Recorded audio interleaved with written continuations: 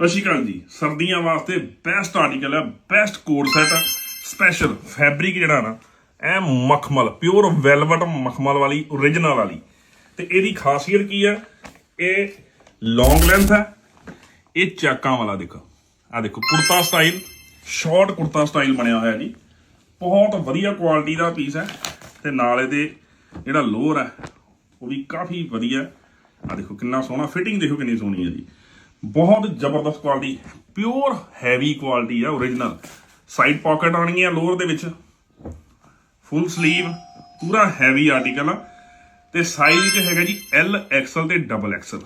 ਤੇ colours check ਕਰ ਲਓ ਤੁਸੀਂ ਕਿੰਨੇ ਪਿਆਰੇ ਆ। ਮੈਰੂਨ, ਫਿਰ ਆ ਗਿਆ ਜੀ ਗ੍ਰੇ, ਫਿਰ ਆ ਗਿਆ ਜੀ ਬਹੁਤ ਸੋਹਣਾ ਪੀਚ ਤੇ ਨੇਵੀ ਬਲੂ। ਰੇਟ ਦੇਵਾਂਗੇ ਇਸ ਆਰਟੀਕਲ ਦਾ ਤੁਹਾਨੂੰ ਸਿਰਫ ਤੇ ਸਿਰਫ 1500 ਦੇ 2, ਸਿੰਗਲ ਪੀਸ 800 ਰੁਪਏ ਦਾ ਮਿਲੇਗਾ। Thank you.